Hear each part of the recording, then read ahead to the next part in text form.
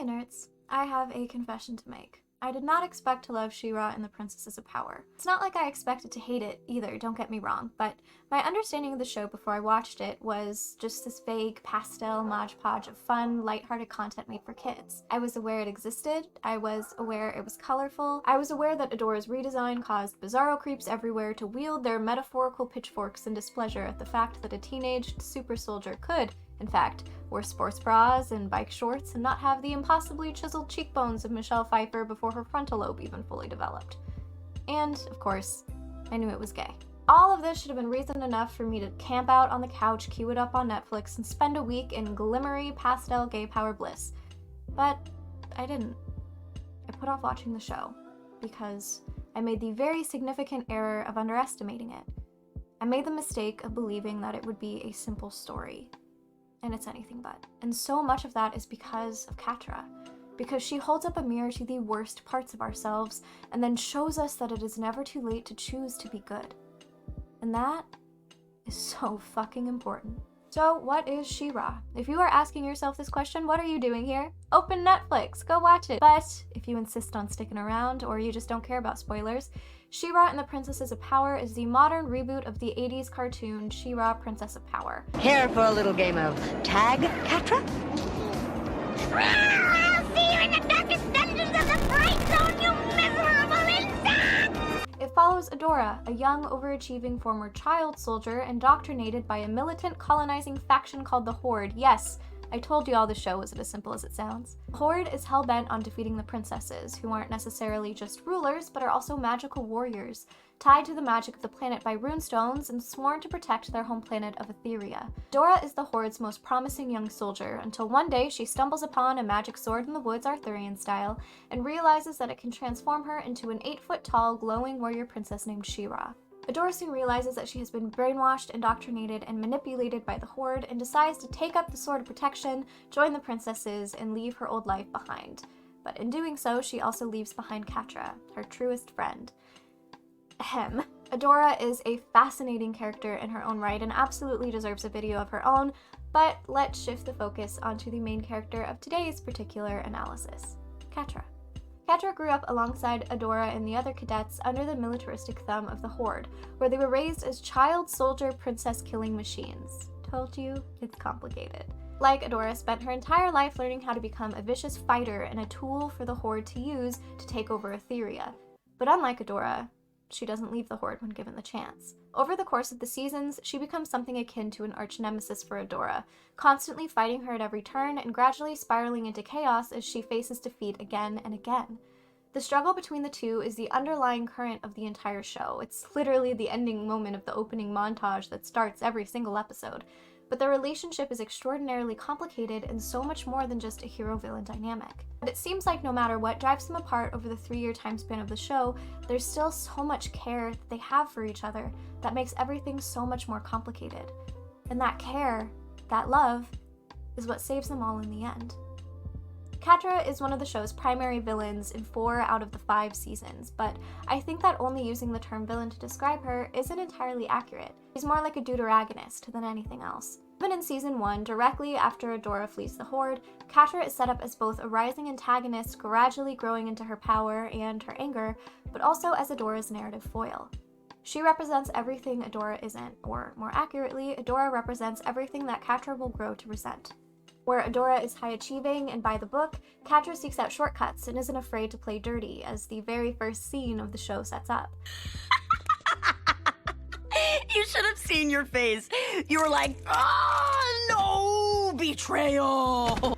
Adora is praised by Shadow Weaver, who is both the stern, headmaster-like figure to the Horde's cadets and also somewhat of a surrogate mother, while Catra is abused by her.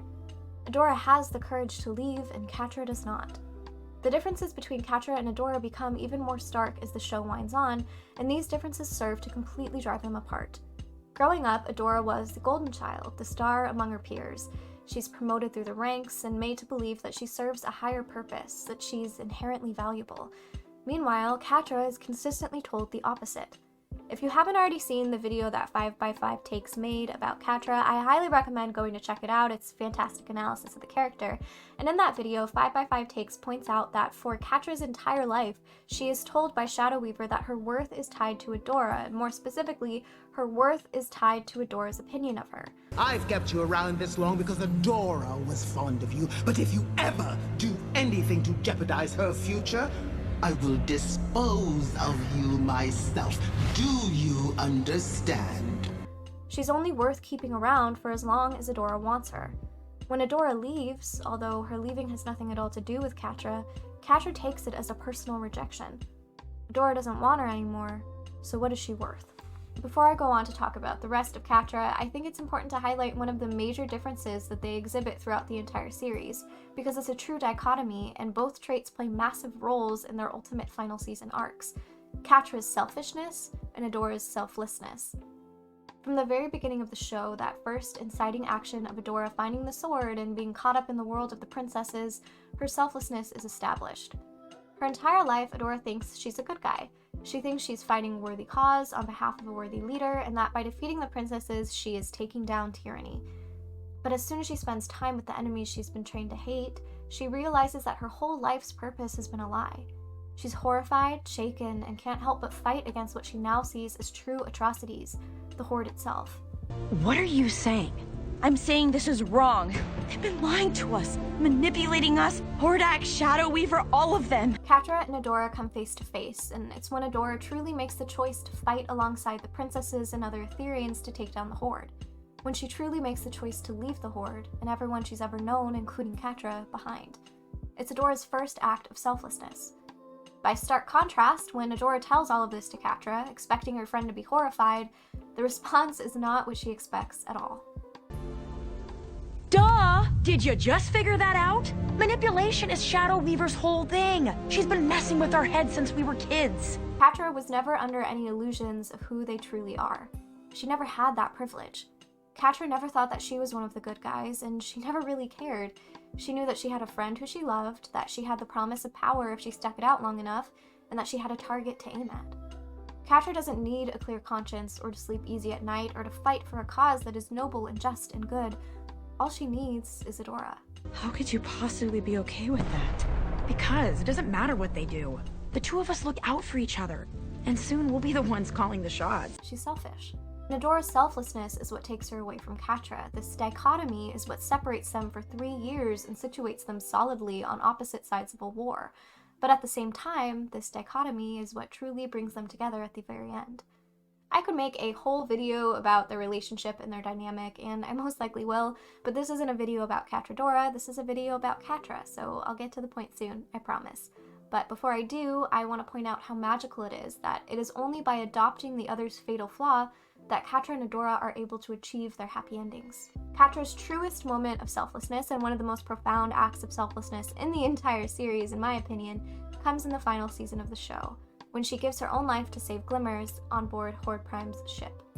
The situation that they both find themselves in is the definition of dire. They are held as prisoners on the flagship of an intergalactic dictator who brings entire planets and civilizations to ruin and wipes out any form of individuality or free thought in order to cement his ultimate authority. They're fucked, and they both know it. But Catra, who up until this point hasn't wavered in her villainous behavior, sees an opening to do something good and she takes it. She uses her knowledge of the ship to get Glimmer off of it, even if it means dooming herself to death or a fate even worse. The one good thing she's ever done in her life. What are you doing?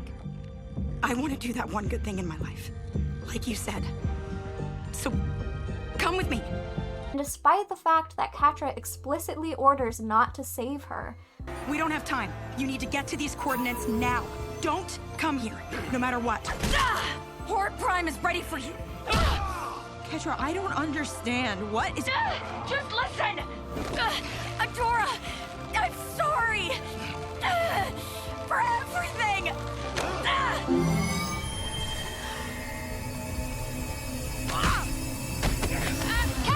Adora risks her life and walks into what should have been certain death to save Catra, which, in my opinion, is Adora meeting Catra's selflessness with Adora's own selfishness. Adora, you should have stayed away. Why did you come back? We both know I don't matter.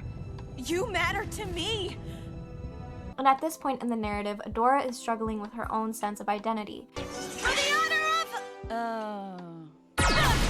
She's unable to summon the powerful Shera, she feels disconnected from the strongest part of herself, and it's only during her rescue mission to save Catra's life that she is able to connect with Shera again, and she becomes the most powerful form of Shera that we have seen up until that point in the series.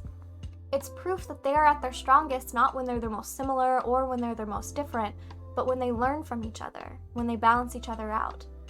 Later on in the same season, Catra directly teaches Adora a lesson when she calls her out for her self-sacrificial nature. Why? Why are you like this? Why do you always have to sacrifice everything for everyone else? When do you get to choose? What do you want, Adora? She tells Adora that it's okay to be selfish, that it's okay to want, and that it's fucked up of everyone else to demand everything of Adora simply because she's willing to give. Their differences balance each other, ground each other, temper the otherwise dangerous and destructive extremes that they find themselves in. So, what makes Catra tick? I was told recently by someone very smart that anger is an expression of longing that goes unanswered. You want something so desperately, but you're denied it, and so you express that with rage. This could happen, for example, in an argument where all you want from the other person is understanding, and they're not giving that to you, so you get frustrated and pissed off and angry. You can long for peace, for security, for power, for love, for a sense of self-worth and belonging. And if you aren't able to achieve these things, or if you feel like they are being taken from you, it's so easy for that to manifest as rage. And I think that goes back to the question that 5x5 Takes posed in their video. If Adora wanting her around is what gives Catra value, what does it mean when Adora leaves her, time and time again? At the very core of Catra's character, she wants. Adora doesn't want me! Not like I want her. She wants Adora in ways that friends don't typically want their friends. She wants a sense of belonging. She wants the security of having her best friend back in her corner. She wants power. She wants importance. She wants respect. She wants love. Catra? Catra, it's okay. It's just me. It doesn't matter what they do to us, you know? You look out for me, and I look out for you. Nothing really bad can happen as long as we have each other. You promise? I promise. And in her mind, she doesn't get it. And that pisses her off. Catra as a character is motivated by fear and anger, even when she seems overconfident, arrogant, sure. Our raiding parties have crushed the villages near our current outpost. Tomorrow, we move farther inland. Everything is under control. She's terrified of losing Adora, of failing Shadow Weaver or Hordak or herself, of losing what little power she's managed to get her claws on. And as a rule, she's extremely reactive. She was never allowed to be comfortable during the course of her childhood in the Horde, whether it's because of abuse coming from Shadow Weaver or taunting by fellow cadets. And she was raised to believe that she is worth nothing except the violence she can achieve. Her claws are the only special thing about her, and she uses them whenever she can. Eventually, she learned to stop waiting to react and started being proactive in protecting herself. Just leave, like everybody else. Go! Even if it meant destroying everything else around her. She's fascinating because instead of being paralyzed by this fear, by this longing, by this want, she's enraged by it, and she projects that onto the world. She fights, even harder the further away Adora gets, not to get her friend back, but to strike out at all of those who have wronged her. She's terrified, up until the very end, and that terror pisses her off. The other thing to know about Catra is that she is the most fucking frustrating character on the face of the planet, probably. Descent into villainy spans over the course of 4 seasons, beginning right at the end of the pilot episode, and it gains momentum with each episode that passes. But instead of making Catra's villain arc cartoonish, well, two-dimensional, well, you know what I mean, a villainous character who rejoices in villainy and is given no chance to change their own life trajectory and is just pure plain evil, the show constantly reminds us of the decent parts of Catra. Did you really think I just let Shadow Weaver erase your memory like that? I don't know. Probably. Yeah, well, you never did have too much faith in me. Can you blame me? Not really. and constantly gives her chances to prove herself, chances which she never takes. There's never a point when Adora gives up on Catra, not truly. You have never given up on anything in your life. Not even on me. But Catra never gives her any reason to hope. And she never gives us any reason to hope either. She's given chance after chance to prove herself as a truly good person, to reunite with the girl whose loss started her entire villain arc in the first place, to leave behind the abuse of the Horde and start anew. But she never fucking takes it. She comes close, but she never quite gets there. Even in her true act of redemption, she doesn't do it to become a good guy, to defect and change sides. She does it with the full expectation that by saving Glimmer, she will die, and she accepts it. She doesn't just become a villain by chance or by circumstance, but because she wants to be, because it's the newest evolution of her emotional armor. She does it despite being given every opportunity to change. There are times when watching the show that you want to scream or reach through the screen and shake some sense into her because seriously, dude, what the fuck? And this frustration is such a realistic one. Watching someone in your life self-destruct with no power to do anything about it is an extremely common experience for many people. And in some ways, Catra represents the idea that progress is never linear, that you can't help someone who refuses to accept it. And even after she chooses to do the one good thing in her life and ends up joining the Princess Alliance, or more accurately, joining Adora, she doesn't stop fucking up. I can take care of myself. Why are you acting like this? We saved your life! I told you not to come back, but you just love feeling like a hero, don't you? But clearly, nothing has changed.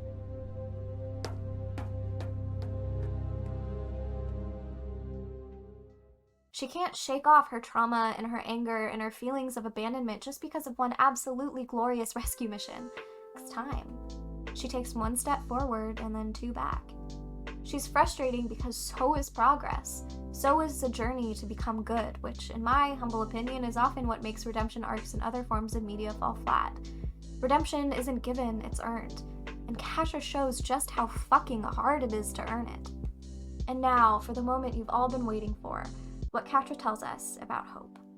To put it simply, Catra tells us that we are more than the worst thing we've ever done. We are more than our biggest mistakes, or our greatest failures, or our deepest downfalls.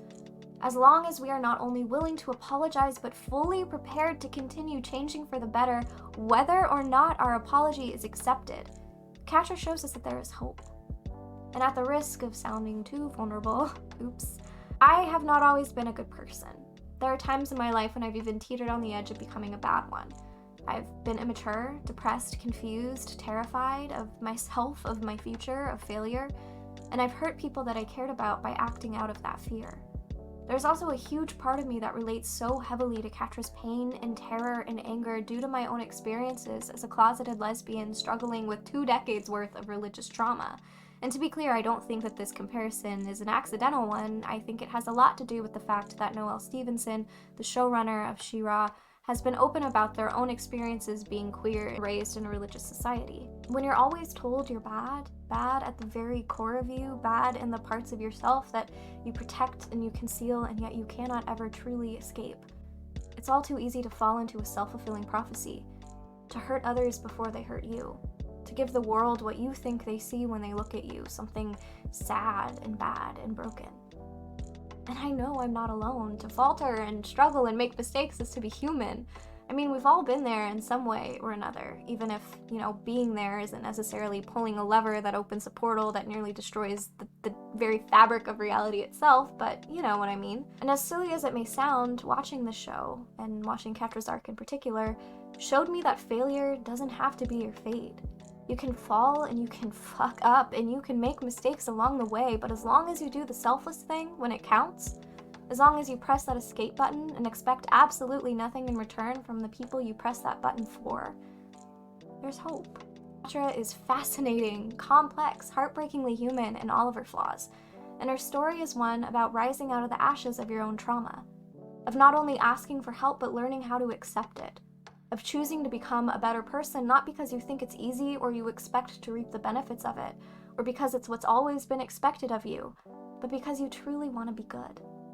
She proves that you are not defined by the worst thing you have ever done, but by what you've done every day after. There's redemption there. if you seek it and fight for it and work really hard every day at it. And I think, just like it's a mistake to underestimate the show, it's a mistake to underestimate the power of that message. And that's why Catra was so goddamn important. Because who among us hasn't felt like goodness is impossibly far away?